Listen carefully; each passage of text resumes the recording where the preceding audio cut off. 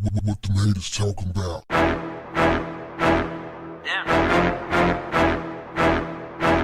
What's up, family? Ever since rapper PnB Rock was gunned down in Los Angeles at a Roscoe's Chicken and Waffles over his jewelry and other valuables, there has been mass discussion on how rappers should and should not move while going about their day-to-day business. I recently saw a video of PnB Rock and some guy. Seems like a guy that he was familiar with. Somebody said that at one point they were friends and that was a beef or whatever, but nevertheless, he's having a conversation with this guy. And the guy is warning him that there are some guys in LA looking for him. And he's like blowing it off, laughing, tell him to pull up. And dude was like, well, where you at? I'm in Atlanta. Where you at in Atlanta? Last time I tried to pull up on you, you went missing for 4 days. Couldn't find you. Anyway, the video ends with PnB Rock. It ends right before PnB Rock calls dude a bitch. And dude was like, bet, I'm gonna make you eat that.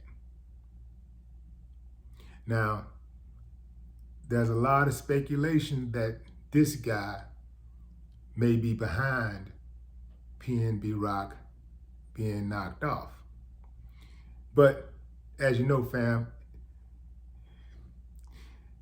that could have came from anywhere. It could be a coincidence, could be something more. Nobody really knows except who was actually behind it, right?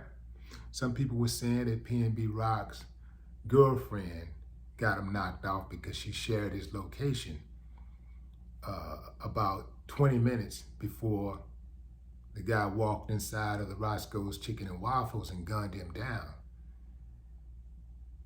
I also heard something about he actually shared his own location prior to that when he first pulled up at the location at the Roscoe's Chicken and Waffles.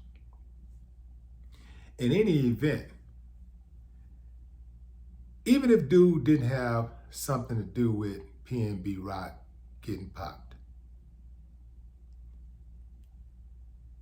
if somebody threatens your life, fam, it's a good idea to just, handle your business. Like don't poke the bear.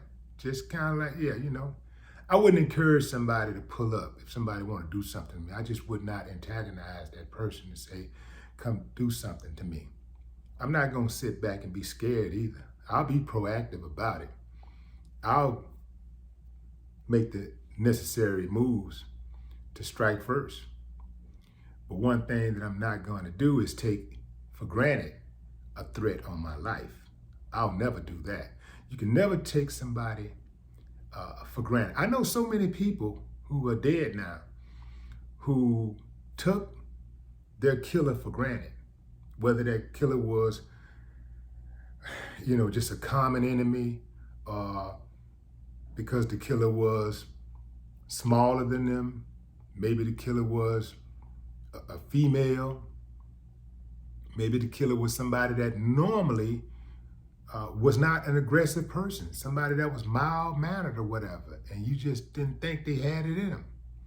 I personally think everybody has it in them to kill, depending on the circumstances.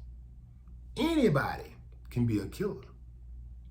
So that's why I take nobody for granted. If you look at death row, fam, go to death row, most of the killers are under 5'7". The killers ain't these big old muscular dudes, big, tall, imposing. It's not that.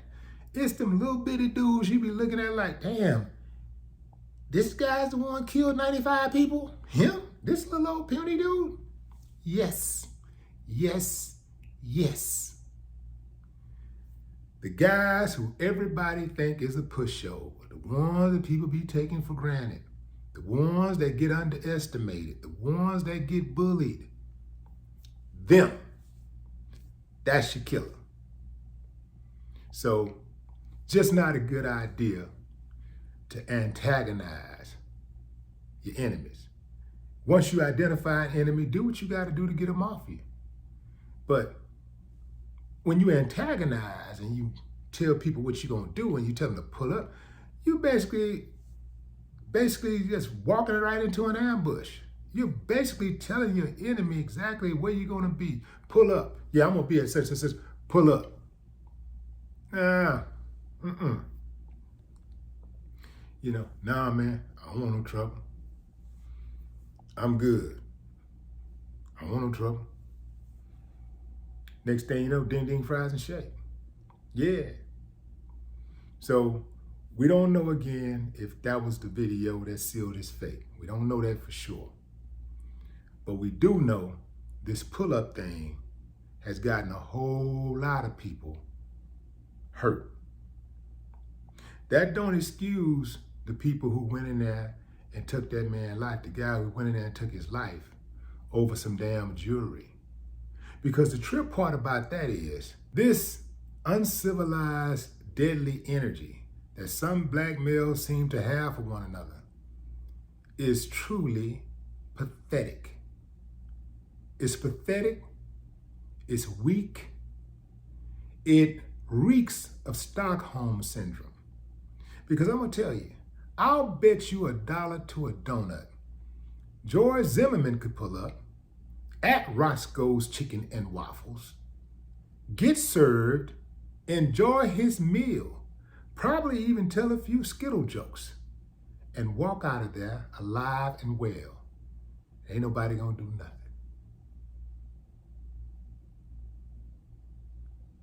No more talk. What the haters talking about?